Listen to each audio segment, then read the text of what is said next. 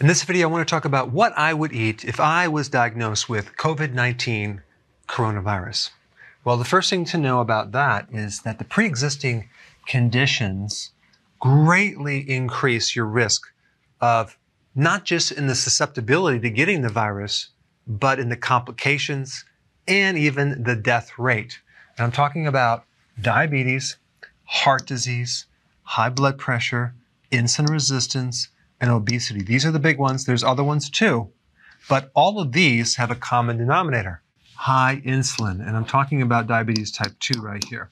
And there's a very simple way to deal with this, okay? What you do is you go on a low carb diet, okay? And we're talking the ketogenic diet, moderate protein, high fat. High fats in the diet are totally fun to do as long as you keep your carbohydrates low. And of course, I always recommend the healthy version of the ketogenic diet. I put a link down below if you want to know what that is and how to do it. Getting on the diet will greatly help support healthy insulin levels. Now, the other things I would do, I would start to consume food high in zinc. And I just want to say that anything I say in this video is not meant to diagnose or replace your medical care or provide a treatment for the coronavirus.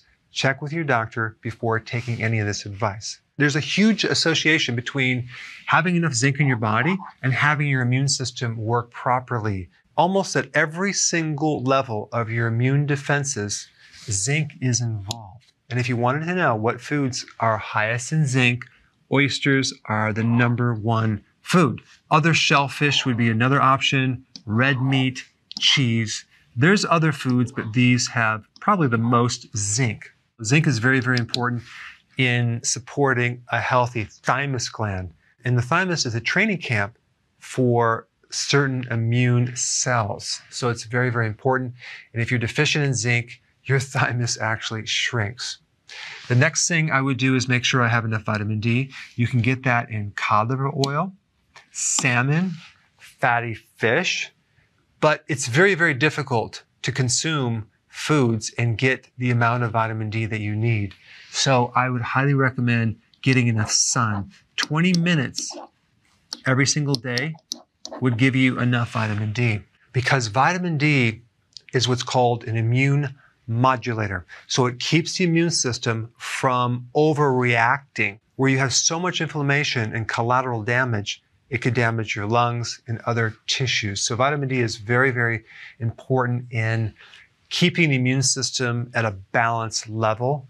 Certain viruses have a strategy of blocking the receptor for vitamin D. Taking enough vitamin D can actually override that, so you can keep that immune support at a high level. And then you have vitamin C, very important in supporting a healthy immune system, especially dealing with viruses. Leafy greens will give you a lot of vitamin C. Sauerkraut. If you actually make your own sauerkraut or get a high quality sauerkraut from either a farmer's market or the health food store, you could get a tremendous amount of vitamin C, sometimes 700 milligrams. And really all you need is between 70 and 90 milligrams as the RDA. Now, of course, that doesn't account for all types of sauerkraut because there's different versions, but I'm just talking at the high end. We're starting at 700, and it's probably going to go down from there. Berries are a good source of vitamin C as well. There's a lot of other foods that have vitamin C, but the more you cook foods or you can foods, you lose not just vitamin C and vitamin D, but zinc too. Canned foods will deplete the effectiveness of zinc by 85%. And by the way, if you think that you're going to consume like orange juice for your vitamin C, you're mistaken, because they pasteurize or use high temperatures and cook the orange juice that destroys the vitamin C. The vitamin C that you would have in that orange juice is usually coming from an added synthetic version of vitamin C called ascorbic acid. And it's my opinion that is definitely not the same as the vitamin C that comes from actual fruits and vegetables. And lastly, let's talk about this thing called stress. I know it might be hard to believe, but some people are actually stressed out nowadays. Now, stress increases cortisol. Cortisol, chronically elevated, as in long-term stress, can severely affect your immune system. It causes your lymphatic system to shrink. It makes your lymph nodes decrease.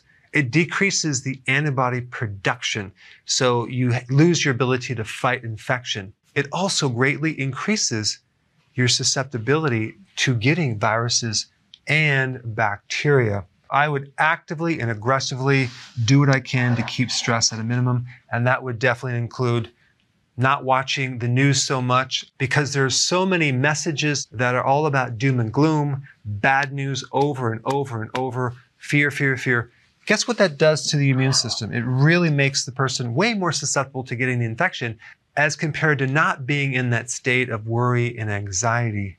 If you actually trace it back to right before they got that infection, I would say nearly 100% of the time they had a stress event. Stress is a huge trigger to not only being susceptible to viruses, but activating viruses that are already inside your body. This explains why people, when they get stressed, they have shingles, they get herpes, they get all sorts of other health problems. We have getting on the right diet to minimize these conditions right here, eating foods high in the 3 most important nutrients, and lowering stress. And lastly, if you haven't seen my videos on the nutrients or these conditions here, I put the videos up right here. Check them out.